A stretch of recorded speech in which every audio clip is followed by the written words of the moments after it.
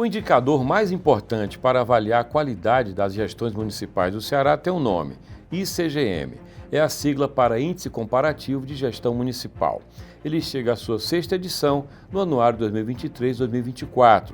Está na versão impressa e também no site. Ele é elaborado pelo IPES e classifica os 184 municípios cearenses em 4 dimensões. Elas são determinantes para a gestão municipal. São elas: planejamento, recursos financeiros, serviços e transparência.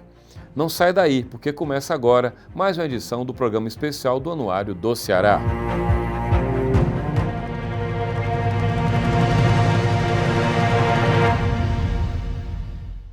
O ICGM, Índice Comparativo de Gestão Municipal, é um índice feito pelo IPES para o Anuário do Ceará. Ele divide os municípios do Ceará, que são 184, em 4 níveis, conforme a população. No resultado do ICGM desse ano, publicado pelo Anuário, temos 4 vencedores: Sobral, Granja, Itatira e Solonópole. A gente vai conversar sobre o ICGM, sobre metodologia e sobre o trabalho do IPES, que é o Instituto de Pesquisa e Estratégia Econômica do Ceará, com seu diretor-geral, o professor Alfredo Pessoa. O ICGM é o principal indicador para medir hoje a competência de prefeitos, de gestões municipais no Ceará. A gente inaugurou esse indicador, o IPES inaugurou esse indicador, o Anuário ele reproduz, publica com muito orgulho. O que é que significa, Alfredo, na sua visão, ter uma referência como essa técnica e em que medida você percebe que as prefeituras estão mais técnicas? Em primeiro lugar, o ICGM é o Índice Comparativo de Gestão Municipal, né? Ele é muito importante, ele pode balizar ali a política do prefeito, a gestão pública, a questão da transparência, uma série de fatores, uma série de indicadores que a gente pega para analisar, para compor o índice, né? E foi importante que a gente vem fazendo esse índice de 2016 para cá, vem aperfeiçoando o índice. Então, essa demanda do Grupo Povo de Comunicação, essa demanda para fazer esse índice, essa parceria foi importante para a gente ter um indicador municipal, né? E a gente cada vez mais tentar, né, aperfeiçoar esse indicador para ele ficar mais redondo, mais aceitável pelas próprias prefeituras, pelos próprios corpos técnicos, tanto do IPES como de outros órgãos e setor público. É só fazendo um pequeno reparo, o anuário da Fundação Demócrito Rocha e o evento, o produto é promovido pelo povo, só para deixar claro o papel de cada um. Sim, sim. Alfredo, eu queria que você falasse para o nosso telespectador, para o nosso ouvinte, o que é que você explicaria didaticamente sobre as dimensões que envolvem o ICGM? Então, isso foi um processo, uma discussão, né, uma composição de metodologia, que vem de 16 para cá, aperfeiçoando, e hoje o ICGM ele tem 4 dimensões, que é uma dimensão de planejamento, uma dimensão de finanças públicas, que a gente chama de recursos, uma dimensão de prestação de serviços e uma dimensão de transparência. Essas 4 dimensões compõem o indicador, com mais... a gente pega mais 14 indicadores, compõe o índice, desculpe, e pega mais 14 indicadores, e a média desses 14 indicadores, a partir dessas 4 dimensões, é que vai balizar o índice, como todo índice, de 0 a 1, né, como o índice de Gini, como o IDH e outros índices que são mais utilizados na terminologia mundial, né? Necessariamente ele não abarca o ano anterior, porque leva um tempo para a coleta de dados, né? Na realidade, nós estamos trabalhando hoje, em 2023, com índices de 2021. Os indicadores de 2022, eles vão até final de abril, que é quando fecha o balanço, né, geral do Estado e município. Só que ele fica um pouco aberto para ajustes. Até junho, mais ou menos. Se a gente estivesse divulgando o indicador no segundo semestre, nós estamos divulgando no segundo semestre, se a gente tivesse realizado a feitura dele no segundo semestre, ele teria o valor de 2022. Como a gente realiza a pesquisa, o trabalho no primeiro semestre, a gente tem que pegar do ano anterior, do 2021.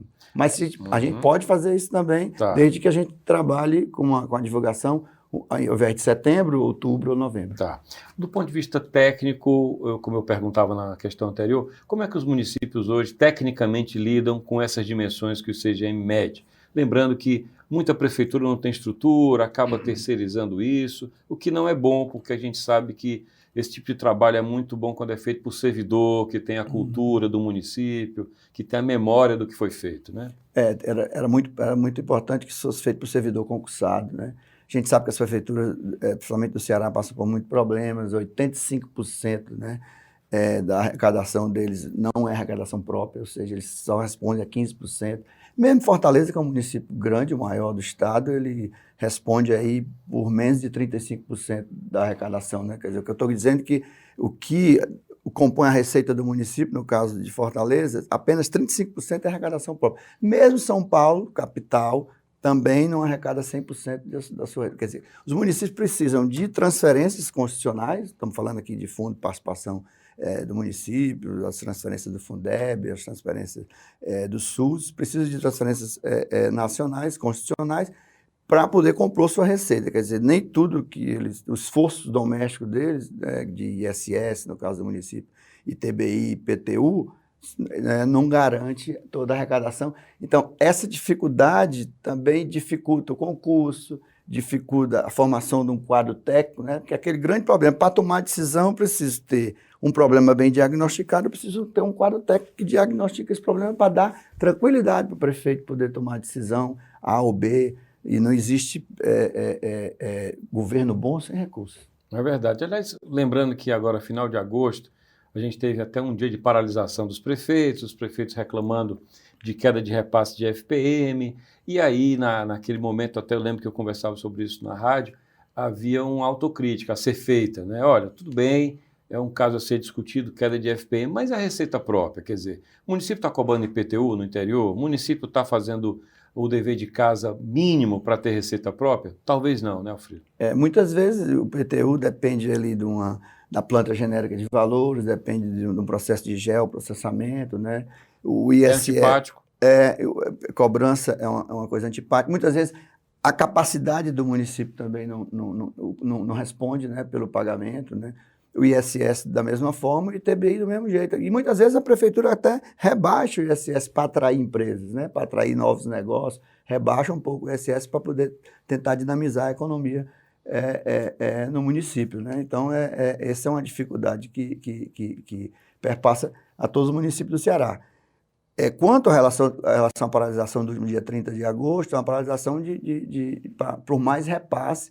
O IPEA fez uma pesquisa anteontem, divulgou, de que na reforma tributária mais de 80% dos municípios ganham, né? Ontem, só lembrando da gravação da gente aqui, que está acontecendo, né, há alguns dias atrás. Uhum. Ou seja, nessa conta do IPEA, o que é que você destacaria exatamente?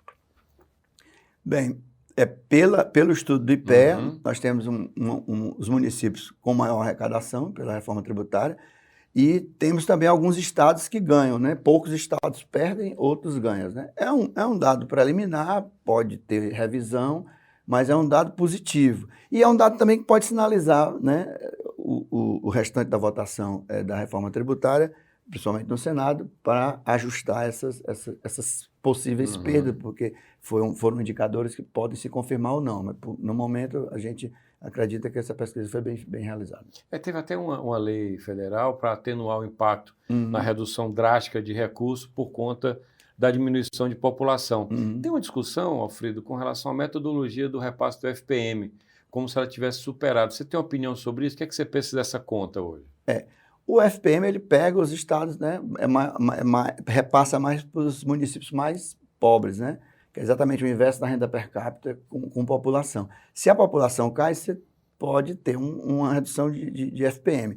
Tivemos uma discussão muito grande nessa questão do último censo, só foram divulgados os dados populacionais até o momento, de que houve problema de cobertura, né? Que o censo não conseguiu ir a 70%, a 80% dos municípios, e por conta do problema de cobertura, a população reduziu.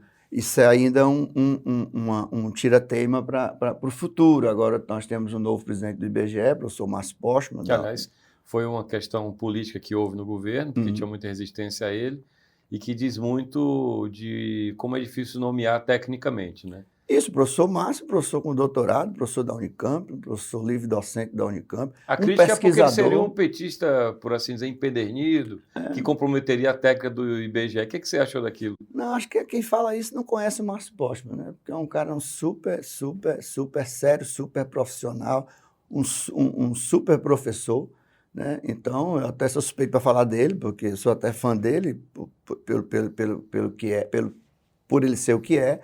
E eu acho que não tem, pelas críticas, não tem o menor cabimento com relação ao Márcio mudar indicador ou mexer em algo do IBGE. Na realidade, é muito difícil fazer isso com órgão público, porque os primeiros a reclamarem são os próprios servidores concursados, por isso que é importante ter servidor concursado, a gente falou isso aqui anteriormente, né? Eles próprios reclamariam e já colocaria a cara do Márcio né, na vidraça. Isso não acontecerá, né, nem pelo Márcio e nem pelo servidor. Um órgão como o IPES tem um papel técnico fundamental. Para a gestão pública, quando você tem argumento técnico, fica mais fácil gerir, certamente. Para a política, funciona ter boa técnica, porque você foge da pressão política. Eu pergunto isso ao senhor com relação à pressão de prefeitos, por exemplo, porque o Ceará inaugurou há não muito tempo uma lógica em que o repasse de recursos é baseado no desempenho que esse município tem em algumas áreas. Queria que o senhor explicasse quais são as áreas e como é que funciona isso. Que é a cota parte do ICMS, Isso. né? Tem 3 indicadores, né? Um de saúde, um de educação e um de Meio ambiente? meio ambiente. Tá. Meio ambiente, que é o IQM, que a gente divulgou no último dia 31 de agosto, né? Que é o indicador que vai servir para todos os municípios, que é o IPES que divulga Tá. para o ano de 2024, né? O de saúde tem a ver com internamentos, tem a ver com acidentes, tem a ver com casos que tem a ver com prevenção, né? Casos de AVC, né? De cardiovascular, né? E os indicadores da educação. É muito importante porque alguns municípios que vão tratar dessas áreas né? Eles podem focar mais nessas áreas para poder ter uma cota parte de semestre maior. É bem diferente o valor, né? Alfredo? Muda muito o valor? Nós trabalhamos aí, eu digo nós, o governo do Estado, anteriormente, né, eu não estava lá, mas o governo do Estado trabalhou anteriormente mais a parte de educação e de uns 2 anos para cá, ano passado, teve um aumento grande na área de saúde. Agora falta, pode trabalhar um pouco mais, embora o percentual do meio ambiente seja menor, mas pode trabalhar um pouco mais o meio ambiente. Isso vem lá de trás, de uns 10, 12 anos atrás, essa nova metodologia de calcular a cota parte do ICMS, porque o ICMS é 75% para o Estado e 25% para o município, tem lá 25% para o município em geral, mas tem a cota parte do município, porque eles vão receber mais ou menos de acordo com esses 3 indicadores, saúde, educação e meio ambiente. Antigamente não tinha esse critério, né? Antigamente antes de 2010, eu acho, 2008, o critério era mais populacional. Ou seja, não tinha uma pressão por desempenho, né? Isso, seria esse o grande isso. trunfo. E o Ceará foi referência na criação disso, né? Foi. Inclusive, a gente já apresentou no caso foi o IPES, que faz o cálculo da cota parte do ICMS. A gente já apresentou, inclusive, para vários países africanos que visitaram aqui esse ano já, o governo do Estado do Ceará. Nós fizemos a apresentação, de manhã foi uma conversa com o governador, não estava, mas a vice-governadora recebeu vários ministros, né, de Estado de países africanos, e eles pediram à tarde para ter na programação, tinha a apresentação da cota parte do ICMS à tarde para o IPES apresentar, os técnicos foram lá apresentar. Já teve outros estados também que tentaram vir para cá e tentar entender a metodologia para também tentar aplicar em algum outro estado, como uma política que deu certo. Né? Ainda tem pressão de prefeito lá no IPES, pressionando, questionando conta? Alguns. A visita que tem no IPES hoje, muito de prefeito, e eu recebo todos que vão lá, né? Eu faço questão, quando chegar um prefeito, eu vou lá, recebo, cumprimento, e ele vai conversar com o setor responsável, com o técnico, mas eu mesmo saio da sala, vou recebê-lo, ou recebo na minha sala, e eu estando lá. E a reclamação deles, quanto ao índice de gestão municipal comparativo, diminuiu, né? Mas tinha alguns que ainda aí, olha, meu município aqui teve essa performance por quê? Mas é bom eles irem, é bom que eles possam ir, que eles possam entender a metodologia do índice, é importante. E Hoje, a procura maior é a questão de divisas, né, por conta da história do IBGE, da queda da população. Muitas vezes é um equipamento público que está entre um município ou outro, ele quer saber até que ponto está dentro ou está fora, porque o IPES também tem um convênio com o IBGE, que ele pode usar o geoprocessamento e pode indicar no estado do Ceará onde é que está qualquer imóvel. Então, acabou a gente sendo muito demandado pelo Poder Judiciário. Se aquele imóvel está em qual município? Está parte num, parte no outro. Muito Poder Judiciário nos demanda muito, e os prefeitos também nos demandam muito, para saber até onde vai a minha área, se aquele equipamento é meu ou se aquele imóvel geralmente nessas áreas de divisa é muito complicado, porque muitas vezes tem um posto de saúde ali do lado e às vezes não quer atender porque é de outro município e a população pode sofrer por isso, quando na realidade o SUS é único e é universal para o caso brasileiro. Aliás, por falar nisso, certamente o IPES teve uma participação naquela discussão do litígio entre o Ceará e o Piauí com relação à Zona Norte, né? Ibiapaba, né? Voltando em relação ao concurso, né? Tem um analista nosso lá que trabalha há 5 anos com isso. Imagine se ele não é concursado, né? Então, agora o Exército nos chamou, convidou a gente para ir a Brasília sobre litígio. Ele queria só uma discussão técnica, né? Nem as procuradorias puderam entrar. Sim. O Exército não permitiu a entrada nem de procuradoria, nem de secretário, só os técnicos que trabalharam no litígio. Nosso técnico foi, nossa tese foi bem aceita, nossa tese é que permaneça como está. Nossa tese foi bem aceita e eles vão também, o Exército vai usar a metodologia do IBGE que favorece o estado do Ceará. Então, nesse quesito, apesar de ter boa relação com o governador Almano, ter boa relação com o governador Rafael, lá do Piauí, além de ter essa relação boa, a gente tem também o Exército agora que conseguiu entender a nossa metodologia, nossa formatação e vai usar os cálculos do IBGE, que também nos favorece. Nós pegamos, inclusive, leis e cartas régias lá do Império. Né? Fizemos um estudo, o estudo é bem complexo, bem elaborado. A equipe que fez lá, a equipe de 3 pessoas, trabalhou muito bem. Quando eu cheguei, eu tive acesso ao trabalho e o governador já tinha tido acesso a esse trabalho enquanto deputado nos anos anteriores também, ele já conhecia. Olha, vamos falar dos vencedores do ICGM dessa edição. Estou falando de 4 municípios, porque o IPES, de maneira muito acertada, ele dividiu em 4 grupos conforme a população. Mais de 100 mil, aí você me corrige 50 mil teto, depois até 10 mil, é isso? Mais de 100 mil, 50 a 100, 20 a 50 e até 20. Até 20. Aí estou falando de Sobral, estou falando de Granja, estou falando de Itatira e Solonópolis, Isso. Então, nós temos 4 vencedores respeitando a sua dimensão. Qual a leitura que você faz desse resultado? Então, alguns municípios já estavam, né, nos outros anos, mantiveram, né? Então, ali em primeiro ou em segundo, mantiveram, né? Você pega, o primeiro grupo é Sobral, Crato e Fortaleza, o segundo grupo é Granja, Russas e Eusébio, o terceiro grupo é Itatira, Senador Pompeu e Jijoca, e o quarto grupo é Solonópolis, Jaguaretama e Fortim, e eu vou colocar mais um município pequeno que se destacou no quarto grupo, que foi Guaramiranga, né? Sim. E Guaramiranga... Bem pequeno mesmo.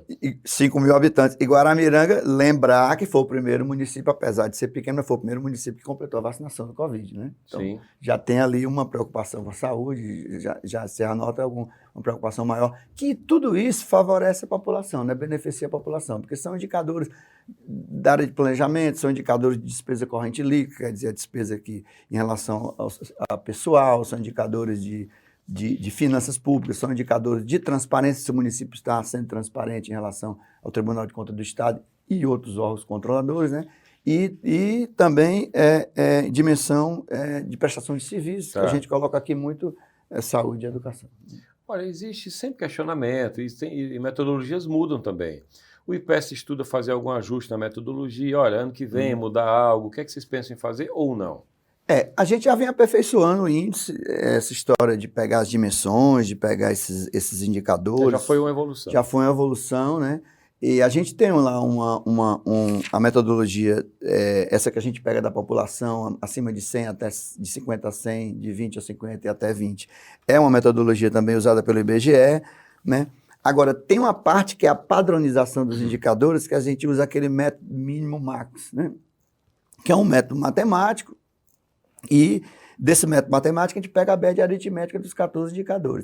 Esse método mínimo max, como é um índice que varia de 0 a 1, muitos municípios podem, em algum quesito, em alguma dimensão, em algum indicador, estar com 0 e o prefeito pode reclamar, olha, não foi 0 não, eu fiz coisa lá. Tá. Só que é o indicador que puxa para o 0. Como você falou, como o Gini, né? É, como o Gini, é de 0 a 1, né? Aí é o indicador que puxa para o 0, o índice que puxa para o 0, desculpa, o índice que puxa para o 0.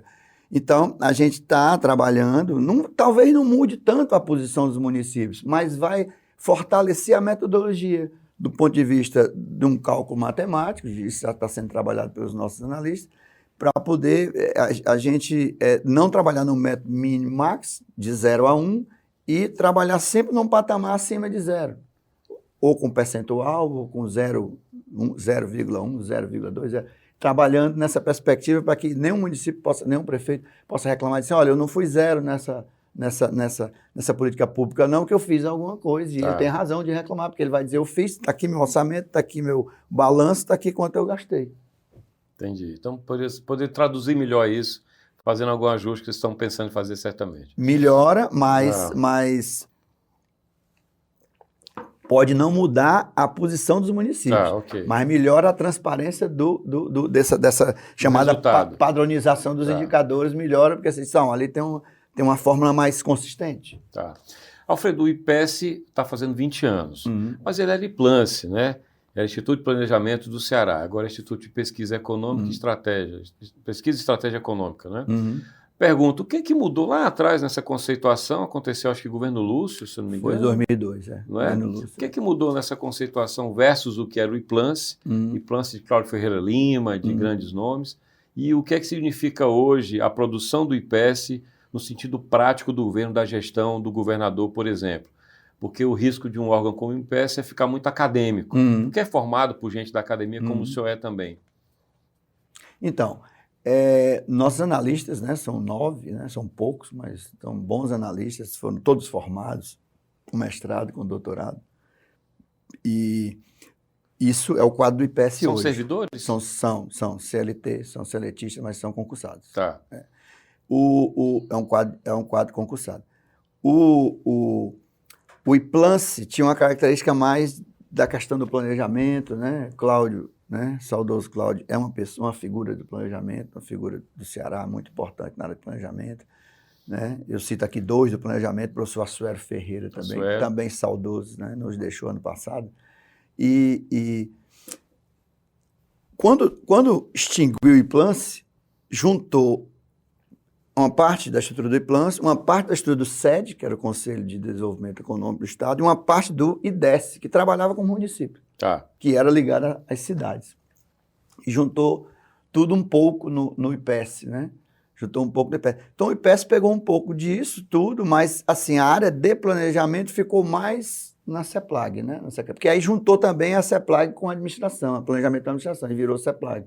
Então, a parte de planejamento ficou mais com a CEPLAG, e o IPES ficou mais nessa área de pesquisa, né? Pesquisa e estratégia econômica, quer dizer, seria mais um órgão para o governador tomar decisões, né? Ter dados naquela lógica de bons técnicos, bom diagnóstico e boa tomada de decisão, né? Ficou mais ou menos nessa lógica teórica, né? E assim, do IPLANCE para o IPES, perde-se um pouco do planejamento. Ganha-se na pesquisa, porque você tem analistas super experimentados em pesquisa, principalmente pesquisa secundária, qualquer dado bruto, microdados do IBGE, do IPEA, seja qual for, Instituto Anísio Teixeira, INEP, etc., pesquisa do SUS, eles vão lá, isso aqui tem isso. Eu gosto muito de conversar com eles assim, vocês viram isso aqui em algum canto? Aí um lá diz, não, isso aí tem tal canto, foi divulgado assim, que eles sabem. É impressionante como eles são garimpador. Né? Eu chamo de garimpador, eles são garimpador. Como eu sou de uma área, alguém é de outra, tal, mas eles pegam todas as áreas. Né? Então eu sei da minha área, mais ou menos, eu sou professor de economia, eu tenho minhas pesquisas na área de economia, mas eles estão lá em várias áreas e sabem, são garimpadores. E eu acho que o PES ganhou nessa perspectiva de ser um instrumento estratégico para ser usado não só pelo governador, não só pelo staff da Casa Civil, mas pelos outros órgãos. Né? A gente é muito procurado da assessoria as outras secretarias. O Ceará tem uma agenda econômica hoje que passa pelo hidrogênio verde, Uhum. por exemplo, mas passa pelo turismo, passa por várias áreas. Uhum. Qual a capacidade que o IPS tem de dar essas respostas ou em que medida o governo precisa contratar, precisa buscar inteligência fora para dar as respostas que ele precisa? Para estudos, para tendências de turismo, de comércio, do PIB, de emprego, isso aí o IPS faz, né? Agora o IPS fechou um acordo de cooperação com o Porto, né? Eu assinei lá com o presidente do Porto, o professor também da UFC, o Hugo Figueiredo. Da PECEM. Do PECEM, do Porto do PECEM. E fechamos um diagnóstico para a gente ter alguns dados preliminares esse ano e até, como o acordo de cooperação dura um ano, até o próximo agosto a gente ter um estudo sobre as perspectivas econômicas, impactos em relação ao Porto. Claro que a discussão do hidrogênio é uma discussão para o futuro, mas a gente não começar agora, nós não teremos o futuro, né? Tá. Sei lá, 40, mais de 40, né? Há a perspectiva de uma das empresas, a Fortescue, está aqui... 40 que você fala, memorando. 2040, não, 2040. Tá. Memorando a gente tem mais de 30, né, assinados, mas 2040, por aí, mas a gente tem que começar agora, né? E tem a concorrência, né? Você está nos Estados Unidos com 360 bilhões de incentivo para essa área, né? E o Brasil ainda está delimitando ali a parte jurídica. Falta marco ainda, né? Falta marco institucional, né? Eu soube que tem já uma comissão na OAB ajudando nisso, né? Contribuindo com o marco para o Estado do Ceará. É importante que a sociedade se mobilize para isso, porque é a nova matriz, né? É a nova matriz. Você fala em eólica, fala em solar, fala né? Ácido graxo, mas é a nova matriz energética, que pode passar por aí. Não é a única coisa, né? Não é a única coisa. O Ceará tem outras coisas, turismo principalmente, tem desenvolvimento de outras culturas que utilizem menos água e mais trabalhadores. É muito importante a gente insistir também nessas outras culturas que estão sendo pesquisadas aí na SDE e na desenvolvimento agrário. Né? Quer dizer, tem muitas expectativas para o Estado, somente na agropecuária, na recuperação da indústria, que a gente acredita que possa melhorar com o governo do presidente Lula. Né? E tem também o hidrogênio verde. Tem também, não é só o hidrogênio verde, não é a única, né? Não é a redenção do Estado. Mas a gente precisa acompanhar, mesmo porque, segundo o professor Hugo, presidente do CIP, do Complexo Industrial Porto do PECEM, todas as consultorias internacionais dizem que o Ceará tem uma vantagem comparativa maior, porque o custo aqui é menor. Tá. Né? O que significa, do ponto de vista da gestão do governo atual, a integração entre o que seria uma equipe econômica do governo? Estou falando de Cefaz, Ceplag, IPS, estou falando de quem trata SDE. Como é que é o diálogo de vocês? Em que medida tem uma articulação entre esses órgãos? O último trabalho que foi feito ainda no governo do governador Camilo Santana, que foi o Ceará Veloz, né? Sim. Foi feito por esses órgãos que você está citando aí. A Cefaz, a SDE, o IPS, a Ceplag e eu acho que a SDA também, né? A Secretaria de Desenvolvimento Agrário. Quer dizer, essas secretarias reúnem técnicos, né? Tem uma série de estudos que foram realizados, tem o próprio o Ceará, os 7 Cearás, que é do governo anterior, tem o PPA agora do governo do governador Almano, tem o próprio programa de governo que ele lançou quando era candidato, tem o Ceará 2050, que foi feito pela Universidade Federal do Ceará, né? Então, tem essa gama de trabalhos que podem contribuir com o tal de um projeto de desenvolvimento sustentável, né? Que tem que perseguir. Né? Você tem que perseguir. No próprio Ceará 2050, você tem lá as cadeias do futuro, né? Aí entra o turismo, entra a agropecuária, entra as energias renováveis, né? Entra essa parte de tecnologia de informação e comunicação, que é muito importante. Quer dizer, o hidrogênio verde entraria numa das cadeias. Né? Tem outras cadeias que a gente pode explorar e o Ceará se desenvolver. O objetivo maior é distribuir renda, desenvolver o Estado, reduzir a pobreza e aumentar a nossa força, fortalecer a nossa distribuição, transferência hídrica. Alfredo, informação é poder, isso é até um clichê, enfim, nós sabemos cada vez mais. O setor do turismo, por exemplo, ele é muito complexo, tem uma cadeia bem extensa, né? Que inclui do taxista que pega a pessoa no aeroporto, ao artesanato, a comida, enfim. É um exemplo de outros setores que há também por aí, que certamente, se tivesse uma conta específica, teriam mais poder até para ganhar peso dentro do governo. A cultura, por exemplo, é outro exemplo, né? Por exemplo, é outro caso. Pergunto ao senhor, existe alguma possibilidade do IPES estender o cardápio de medições de atividade econômica? Estou falando de PIB, do turismo, PIB, da cultura e por aí vai? Sim, o do turismo até já dá para mensurar. Que é o índice de atividade turística, né? Até dá para mensurar, a gente já faz trabalho, essa cadeia é uma cadeia fantástica, né? Uma cadeia que, inclusive, é para ser estimulada, inclusive, para o turismo local, né? Você chega no município como Fortim e ter lá, um exemplo só, né? Fortim, ou qualquer outro município, ter lá as pousadas dos próprios moradores, né? Uma pousada não precisa ser uma pousada de luxo, pousada simples.